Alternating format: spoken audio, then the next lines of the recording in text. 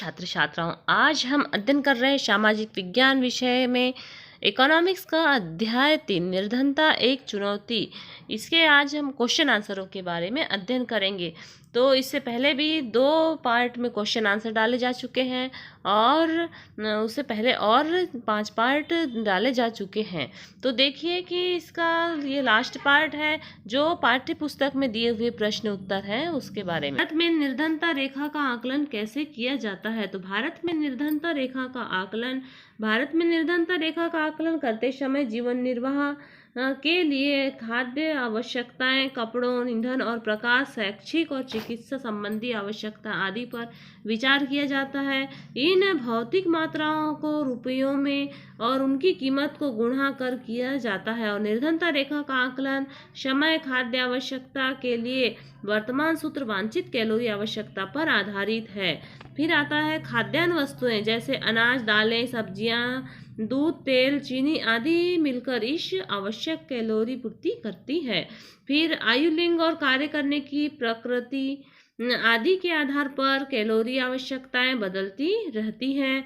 और भारत में स्वीकृत कैलोरी आवश्यक ग्रामीण क्षेत्र में 2400 कैलोरी और शहरी क्षेत्र में 2100 कैलोरी के आधार पर इसका आकलन किया जाता है। और मैट्रिक अवस्था में इसका मूल्यांकन वर्ष 2011-12 में किसी व्यक्ति के लिए निर्धनता रेखा का आकलन ग्रामीण क्षेत्रों में 616 प्रति माह और शहरी क्षेत्र में 1000 रुपये प्रति माह के आधार पर किया जाता है। फिर अगला प्रश्न है, क्या आप समझते हैं कि निर्धनता आकलन का वर्तमान तरीका सही है?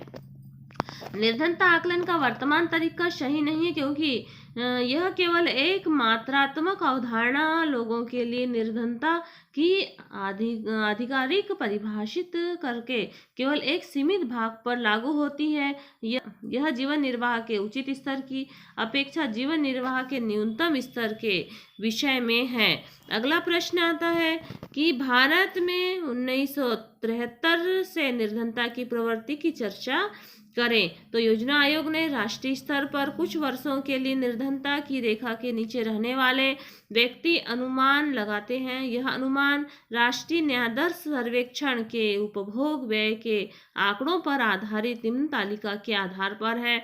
तो 1973-74 में 56.4 ग्रामीण क्षेत्र में और शहरी क्षेत्र का है 49% और संयोग है 54.6।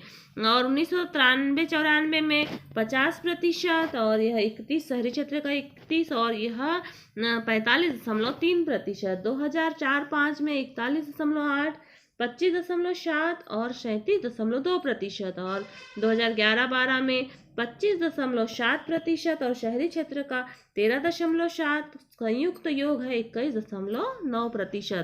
तालिका से स्पष्ट है कि भारत में निर्धनता अनुमान में वर्ष 1973-74 में लगभग 55% से वर्ष 2004-5 में 37.2% तक महत्वपूर्ण गिरावट आई।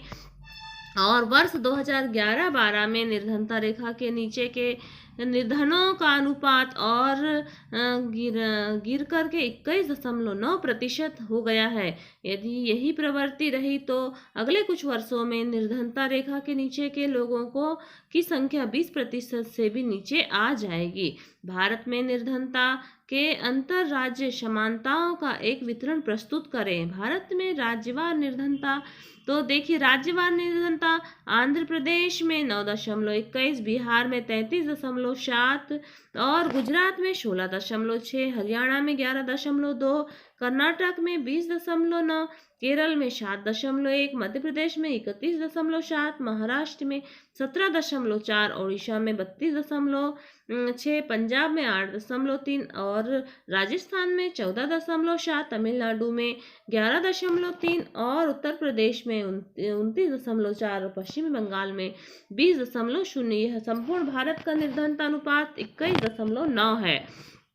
उपयुक्त तालिका के आधार पर हमने देखे तो सबसे गरीब जो राज्य है वो बिहार, उड़ीसा और मध्य प्रदेश है और इसकी तुलना में केरल, महाराष्ट्र, आंध्र प्रदेश इनका निर्धनता अनुपात बहुत कम है। अगला प्रश्न है, उन सामाजिक और आर्थिक समूह की पहचान करें जो भारत में निर्धनता के समक्ष निरूपाय हैं। तो निर्धनता रेखा के नीचे के लोगों का अनुपात भी भारत में सभी सामाजिक समूहों और आर्थिक वर्गों में एक समान नहीं है। जो सामाजिक समूह निर्धनता के प्रति सर्वाधिक असुरक्षित और अनुसूचित जाति और अनुसूचित जनजाति के परिवार हैं, इसी प्रकार आर्थिक समूह में सर्वाधिक असुरक्षित समूह ग्रामीण कृषि श्रमिक परिवार और नगरीय नियत मजदूरी परिवार है। अनुसूचित जनजाति में 100 में से 43 लोग उनकी मूलभूत आवश्यकताओं को पूरा करने में असमर्थ हैं। इसी तरह नगरीय क्षेत्र में 34 परिवार अनियत मजदूरी गरीबी निर्धनता रेखा से नीचे हैं। लगभग 34% अनियत कृषि श्रमिक ग्रामीण क्षेत्र में और 29% अनुसूचित जाति और जनजाति के सामाजिक रूप से सुविधा वंचित सामाजिक समूहों का भूमिहीन और अनियत दिहाड़ी श्रमिक होना इसके दोहरी असुविधा की समस्या की गंभीरता को प्रदर्शित करते हैं। प्रश्न क्रमांक 6वां आता है, भारत में अंतर्राज्यीय निर्धनता में विभिन्नता के कारण बताइए। भारत में अंतर्राज्यीय निर्धनता में विभिन्नता के निम्नलिखित कारण हैं। प्रत्येक राज्य में निर्धन लोगों का अनुपात एक समान नहीं है। किसी राज्य में भूमि सुधार उपायों से निर्धनता कम करने में सहायता मिलती है। प्रत्येक राज्य का प्राकृतिक वातावरण समान नहीं है। प्रत्येक राज्य में मानव संसाधन के विकास पर समान नीति नहीं अपनाई है। कुछ राज्य उच्च कृषि वृद्धि दर से निर्धनता कम करने में पारंपरिक रूप से सफल रहे हैं। कुछ राज्यों में सार्वजनिक वितरण प्रणाली का उचित प्रयोग सुधार का कारण रहा है। फिर अगला प्रश्न आता है, वैश्विक निर्धनता की प्रवृत्ति की चर्चा करें।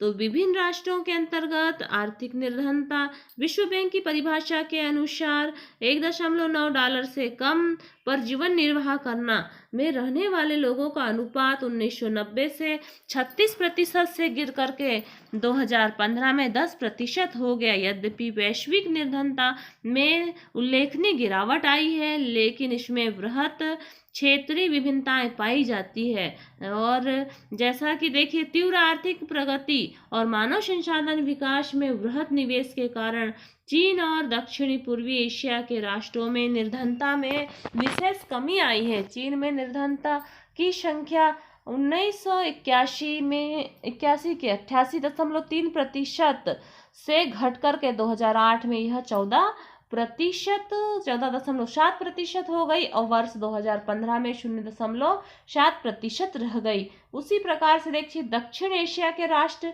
भारत, पाकिस्तान, श्रीलंका, नेपाल और बांग्लादेश और भूटान में निर्धनता की संख्या में गिरावट इतनी ही तीव्र गति से रही।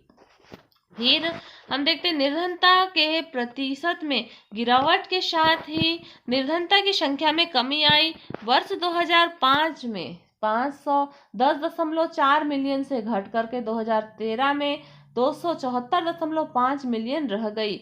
विभिन्न निर्धनता रेखा परिभाषा के कारण भारत में भी निर्धनता राष्ट्रीय अनुमान से अधिक है।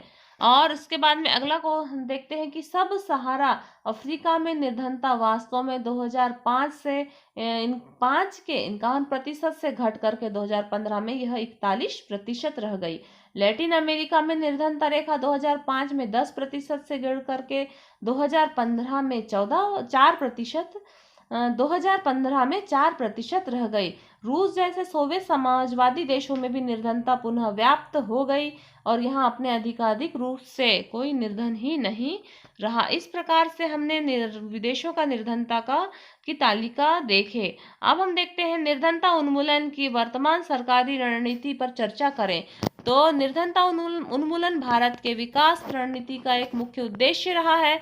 सरकार की वर्तमान निर्धनता निरोधी रणनीति साधारण तौर पर 2 कारकों आर्थिक समृद्धि को प्रोत्साहन और लक्षित निर्धनता निरोधी कार्यक्रम पर निर्भर करता है। आर्थिक समृद्धि को प्रोत्साहन 1980 के दशक से भारत की आर्थिक समृद्धि दर विश्व में सबसे अधिक रही और समृद्धि दर 1970 के दशक के में करीब 3.5% के औसत से 1980 से 1990 के दशक में 6% के करीब पहुंच गई। विकास की उच्च दर ने निर्धनता को कम करने में एक महत्वपूर्ण भूमिका निभाई है। इसलिए स्पष्ट होता जा रहा है कि आर्थिक समृद्धि और निर्धनता उन्मूलन के बीच एक घनिष्ठ संबंध है।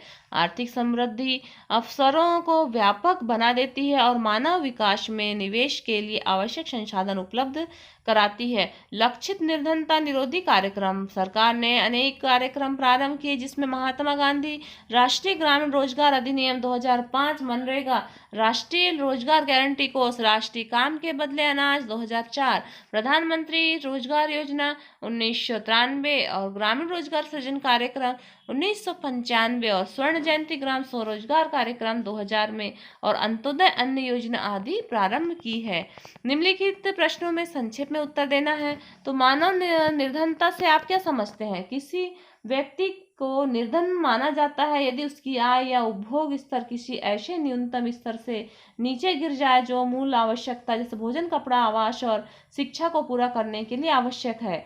फिर ख है, निर्धनता में भी सबसे निर्धन कौन है? तो निर्धनता में भी सबसे निर्धन के अंतर्गत महिलाओं, वृद्ध लोगों और बच्चियों को भी ढंग से परिवार के उपलब्ध संसाधनों पर पहुंच से वंचित किया जाना निर्धनता में भी निर्धन है। और राष्ट्रीय ग्रामीण रोजगार गारंटी योजना 2005 की मुख्य विशेषताएं क्या है? तो महात्मा गांधी राष्ट्रीय रोजगार गारंटी योजना 2005 की विशेषताएं हैं। इस योजना का उद्देश्य ग्रामीण क्षेत्रों में आजीविका सुरक्षित करने के लिए हर घर के लिए मजदूरी रोजगार के कम से कम 100 दिन का रोजगार उपलब्ध कराना।